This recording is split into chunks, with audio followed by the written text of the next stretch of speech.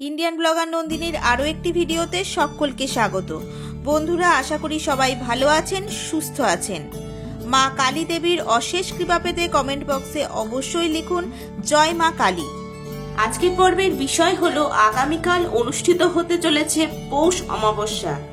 জেনে নেব বছরের শেষ অমাবস্যা, সোমবতী অমাবস্যা তিথি কখন শুরু কখন শেষ, অমাবস্যার নিশি ও ব্রত উপবাস কবে পালন করা হবে, এই সময় গঙ্গা স্নানের বিশেষ সময় কখন থাকতে চলেছে, পৌষ কালী পূজার বিশেষ সময় কখন থাকতে চলেছে এবং এই দিন কি কাজ করবেন এবং কি কি কাজ ভুলেও করবেন না, এই সব কিছুই জানবো আজকের এই ভিডিও থেকে।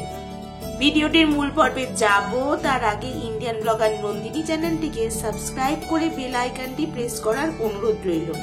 লাইক, কমেন্ট এবং শেয়ার করে দেবেন।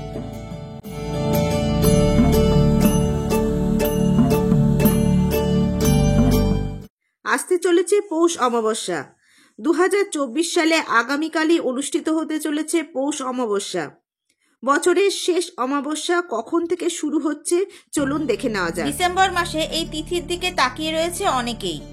বিশ্বাস করা হয় অমাবস্যা তিথিতে সেভাবে শুভ কাজ করা ঠিক নয়।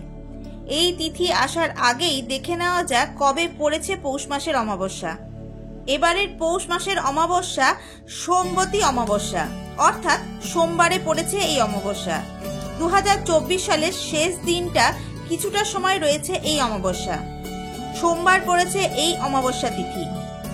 পৌষ মাসের অমাবস্যা 2024 শুরু হচ্ছে 30শে ডিসেম্বর 2024। সেই দিন পড়েছে সোমবার।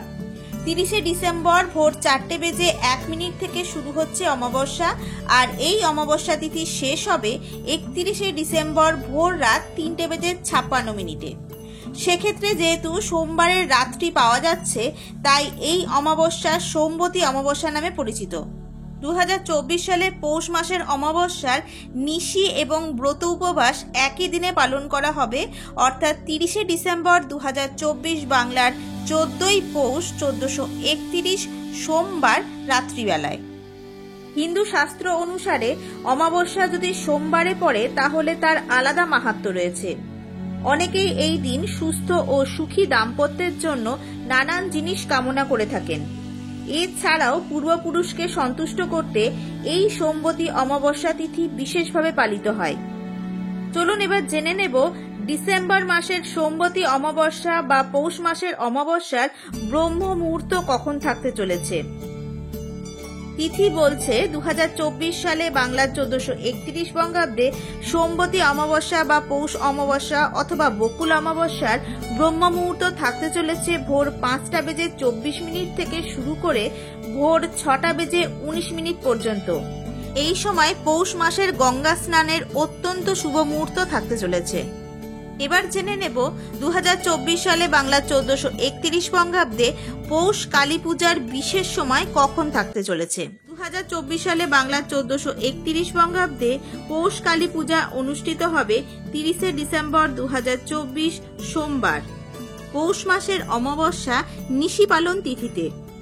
পৌষ কালী পূজা অনুষ্ঠিত হবে সন্ধে 7:15 পর থেকে। এছাড়াও গোটা পৌষ মাস জুড়ে শনি ও মঙ্গলবার মা পৌষ কালীর পূজা করা যাবে।